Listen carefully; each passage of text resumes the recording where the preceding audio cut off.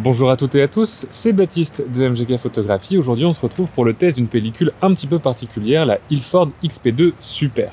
La particularité de cette pellicule, c'est que c'est une pellicule noir et blanc, mais qui va se développer dans de la chimie pour pellicule couleur. Alors récemment j'ai fait une vidéo qui explique un petit peu toutes les différences sur les pellicules et leur chimie. Il y aura dans la description si c'est pas clair pour toi, mais en tout cas, sache que cette pellicule est assez particulière.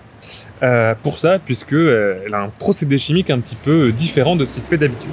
On va tester ça dans mon Canon A1 avec une optique que j'utilise assez peu souvent, qui est mon zoom 35-70 2.8. Voilà, là il fait beau, il y a pas mal de contraste, on va voir comment la pellicule gère tout ça.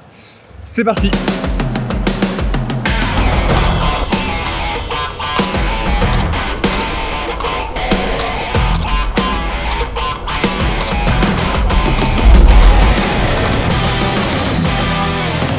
Après cette rapide session de prise de vue, il est temps de parler du film qui est intéressant à bien des égards, puisque, comme je te le disais en intro, il s'agit d'un film chromogène noir et blanc, donc qui se développe comme un film couleur, et son fonctionnement chimique est pour le coup très différent d'un film noir et blanc classique. Dans un film noir et blanc classique, l'exposition du film à la lumière fait réagir les sels d'argent qui composent l'émulsion.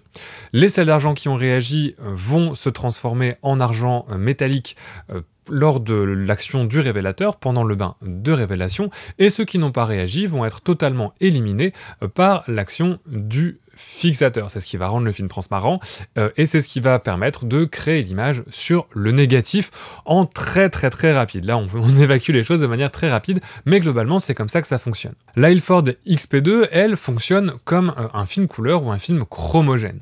Et le procédé chromogène est assez différent, voire totalement différent d'un procédé de développement noir et blanc classique. On va très rapidement parler du fonctionnement chimique d'une pellicule chromogène couleur. C'est essentiel pour comprendre comment va fonctionner le fonctionnement de la pellicule XP2. Alors on va pas rentrer dans les détails, là c'est vraiment la base de la base de la base, et peut-être que dans une prochaine vidéo, je parlerai plus en détail du procédé chromogène, de comment fonctionne une pellicule argentique couleur. Donc s'il y a des puristes qui regardent cette vidéo, vous inquiétez pas, je sais comment ça fonctionne, mais là on va vraiment rester sur l'information de base sans rentrer beaucoup dans les détails. Une pellicule chromogène est en fait composée de plusieurs couches d'émulsion photosensibles, et dans le cas d'une pellicule couleur, ces différentes couches sont sensibles à différentes ondes du spectre lumineux. On a la couche sensible au bleu qui va donner du jaune sur le négatif, la couche sensible au vert qui va donner du magenta sur le négatif, et la couche sensible au rouge qui va donner du cyan sur le négatif. Et l'association de ces trois couches va te permettre de retrouver l'intégralité des couleurs. On a aussi des couches intermédiaires qui servent à corriger les différentes dominantes, mais là on rentre beaucoup trop dans les détails, donc on va rester sur cette idée de trois couches, trois couleurs, même si dans la réalité c'est un petit peu plus compliqué que ça. Les sels d'argent qui sont contenus dans ces différentes émulsions, dans le cas d'un film chromogène, ces sels d'argent sont associés à des colorants qui vont permettre de colorer en fait la pellicule lors du développement. Ce qui va se passer, c'est que un sel d'argent qui aura été exposé à la lumière, lorsqu'on va passer ça au bain de développement, il va libérer le colorant qui va être associé à l'endroit où l'exposition a eu lieu, et lorsqu'on va développer la pellicule, on va non plus avoir de l'argent, mais on va avoir ce colorant qui va former en fait l'image, puisque dans le procédé C41, le fixateur va éliminer l'intégralité des rendus d'argent. Dans ton négatif développé en couleur, il n'y a plus aucun résidu d'argent, il n'y a pas d'argent métallique, c'est uniquement des petits nuages en fait de colorants qui ont été libérés par les sels d'argent, par l'association des sels d'argent et du bain de développement, qui va permettre d'avoir l'image.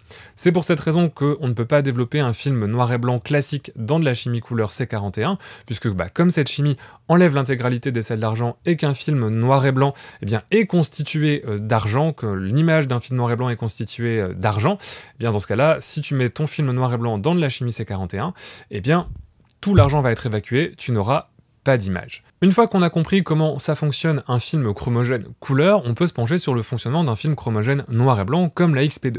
En fait, globalement, ça fonctionne sur le même principe à quelques détails près. On retrouve par exemple plusieurs couches d'émulsion sur un film chromogène noir et blanc contre une seule dans la majorité des films noir et blanc classiques. Mais ces dernières, les différentes couches d'émulsion, au lieu d'être sensibles à différentes ondes lumineuses, elles vont être sensibles à l'ensemble du spectre lumineux, elles vont toutes être sensibles à l'ensemble du spectre lumineux. Et les colorants qui sont associés au sel d'argent dans un film chromogène noir et blanc, au lieu de colorer la pellicule de telle ou telle couleur, eh bien, ils ne vont produire que du noir. Donc plus les sels d'argent et les colorants ont réagi à la lumière, plus la pellicule va être sombre, ce qui au final te donnera le même résultat qu'un négatif noir et blanc classique. Question développement donc, le film se développera dans de la chimie C41 qui est la plus commune dans la plupart des laboratoires photo, mais tu peux aussi le développer dans de la chimie classique noir et blanc.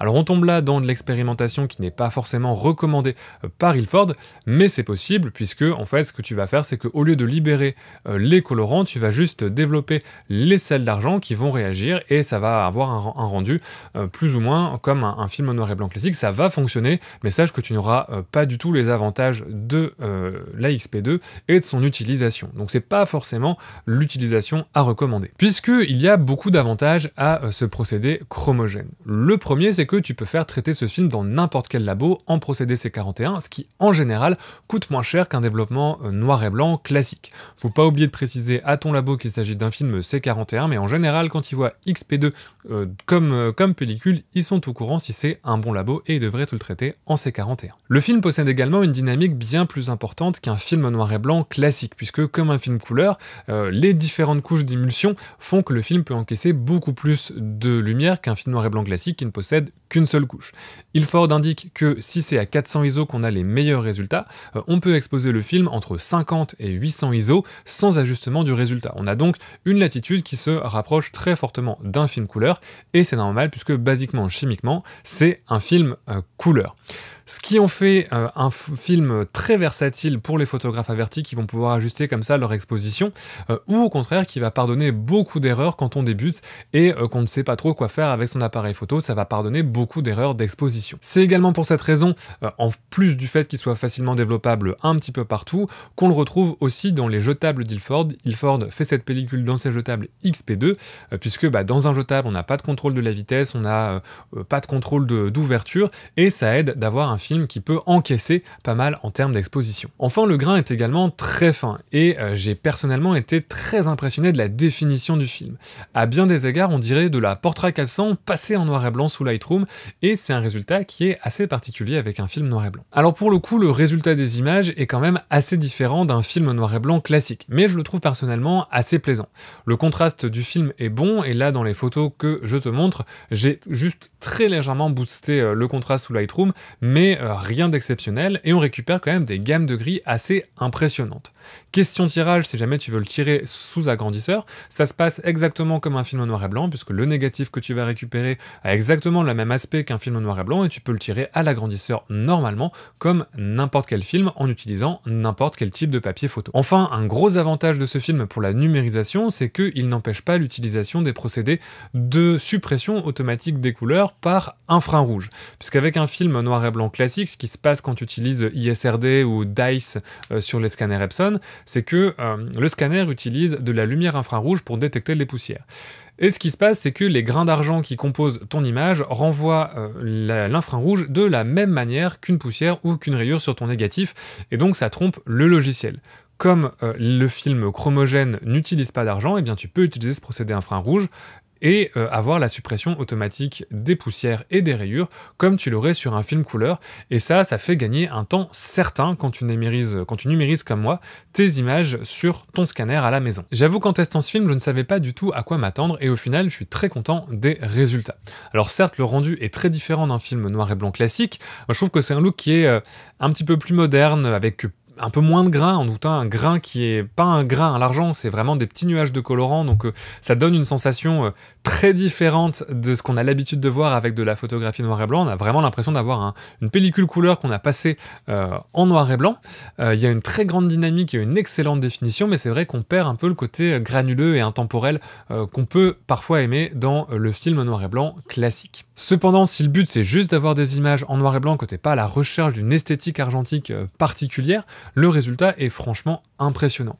Et c'est également un très bon film si tu débutes, puisque ça va te pardonner pas mal d'erreurs d'exposition, et en plus, tu n'auras aucun mal à trouver un labo qui va pouvoir te développer ça rapidement, et pour pas très cher. Personnellement, j'aime beaucoup le rendu des images, même si c'est un look assez différent du noir et blanc argentique traditionnel, et je pense que pour du paysage ou pour toute situation où le contraste est difficile à gérer, on a besoin d'une grande latitude et une bonne définition, c'est vraiment un très bon film. Je suis très content de l'avoir essayé et c'est très certainement un film que je vais réutiliser, peut-être même pour mes reportages de mariage en argentique. Voilà, j'espère que ce petit retour d'expérience rapide sur la Ilford XP2 Super t'aura plu.